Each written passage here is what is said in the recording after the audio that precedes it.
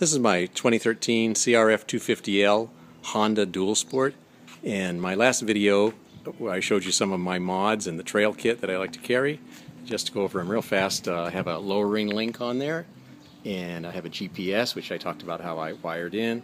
I also lowered the front forks a little bit right here, that distance, and a few other things that I had done. Since then, as you can see, I've got some saddlebags. These are the Mojave with an I, not E, Mojave giant loop, and they just snap on so easy. It's got a strap that holds it in the front. I just put them on, and it's got this strap that goes around here, and then it's got two little clips back here which grab onto the fender, one on each side, and there's a tightening strap in between, and they're really cool. I'm looking forward to trying them out. I'm going to put all my trail kit stuff in there. As you can see, I've put on a new tail light. This is the SR Moto modification, and it comes with the little tail light kit. It's a very tiny little LED light, and it's got a license plate bracket on it, so that's really clean. Man, that's small. That saved a lot of weight. I'll show you the old one in a minute. I've taken off stuff and I've put some stuff back on. I had it stripped way down for some dirt riding, and then I decided, well, I really like my rack, I'm going to put that on. I'd taken off this cap here on the end, and then I thought, well, what does that save? A few ounces.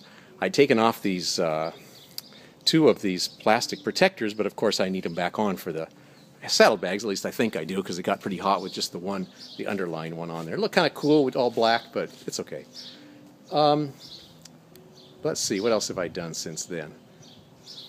The other thing that I've done is I changed the battery, put in a Shore Eye battery. It saves a lot of weight, and it's my Shore Eye sticker. The battery's up high on the other side, so it feels lighter because you don't have that heavy weight up high. The little battery that I bought from CRF's Only, it's very light. It lightens up the bike by a few pounds. All this stuff helps. You know, everything you can take off helps a little bit. And as you can see, one of the big mods is I changed the seat out. I ordered a new seat from Seat Concepts. It's the low version of their seat. It's wider, so it's wider than the stock seat, and they say it's softer, although I don't feel it much softer, but it is wider. And I'm glad I got it's 1 inch lower than just the stock standard one, and I'm glad I got that because since it's wider, my feet touch the ground just about the same as they did before, even though it's 1 inch lower. So I'm afraid if I'd gotten the one that's the same height as the stock seat, it would have been too high because it would have pushed my legs out more and actually brought my feet off the ground a little bit.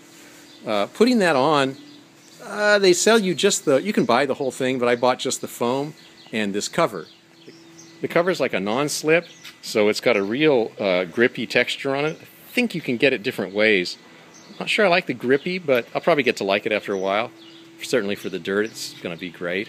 Although right now with these bags and the trail rack, it's not exactly set up for dirt. It's more like a semi-touring kind of thing. I've been riding on the street a lot because here in LA, even if you want to go to the dirt, it takes you a while to get there unless you trailer it. But I'll show you some of the things that I took off and some of the little details about these mods. Here I have some of the parts that I took off. When you buy the SR Moto tail light, it comes assembled, and it has this LED circuit board in it, and they give you another one. They say to take this one out and put in theirs. So I don't know why exactly, but I guess it's programmed for them. The good thing is when you step on the tail light, it flashes 3 times, and then it goes to red. It's very bright, even though it's small. The turn signal means that these lights kind of flash from one side to the other, and that's all programmable. You can get in and program it. I just left it at the standard because I didn't want to mess with it. I took off my buddy pegs just to try and save weight. They don't weigh much, but I might put them back on again.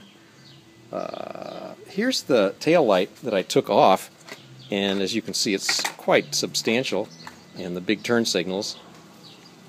Their instructions are pretty good. It only took me an hour. I thought it was going to take more, but I did it in an hour. The part that wasn't real clear was they talked about cutting the wiring harness, and this is the wiring harness here, as you can see. On the other end of this wire, there's a plug, a multi-pin plug. So they said leave the plug in and cut the wires, which I did, and turned out to be the right thing. And then they give you these little wire crimp the fittings, and you put these on each wire. I soldered them on each one. You could probably just crimp them if you did a good job, but I soldered them and crimped them, and and then they plug in. So you solder up connectors on both the new one and on the existing wires, and then plug it in. And it worked. They plugged it in and it worked first time, so I'm glad for that. The seat, you take off the Honda, if you use the same seat pan, the plastic underneath, they give you foam and they give you vinyl. So you take off the Honda vinyl, it's got like 1,000 staples, you just use a screwdriver and it comes off real fast. And then you have to get the foam off. This is the stock foam, right? So it's glued around the edges, really, a little bit of glue in the middle, but mostly around the edges. Unfortunately, you really can't, well, I couldn't get it off without destroying it. Which means that if I ever wanted to go back to stock, I would have to either buy the new foam if they sell it, or just buy a new seat, probably just buy a stock seat if I ever wanted to go back to stock. And that's kind of a one-way street. Unless you buy the whole seat with their foam and their cover and everything, they'll install it for you too. If you want it, you can send it in to them, and they'll do that to Seat Concepts. But we'll see how that works out. I think it's a interesting mod, and maybe something that'll make it a lot more comfortable for very long rides. I also changed the front sprocket, or I had the dealer change it when they did the first service. And this is the one that I took off. So this is the 14-tooth stock sprocket. And I bought a 13-tooth and put that on. That means that with a smaller front sprocket, you have more torque. The bike responds better, it feels better on the dirt, it feels torquier, it feels like it's got more jump to it, a little more acceleration. It rides really well. Apparently, the speedometer is tied to the sprocket or to the chain somehow, and so my speedometer is not calibrated now. Because now when I ride it pretty much full speed, it says it's going something like 84, 85, but I did a calculation and I think it's only 78 maybe. It's about an 8% difference maybe.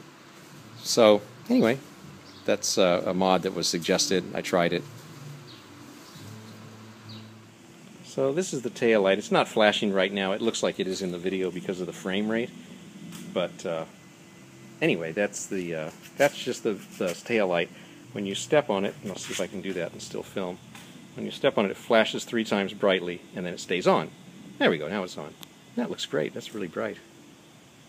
It's small, but it's lighter. This is the rock strap. You can see that it says ROK straps. It's got a loop at this end.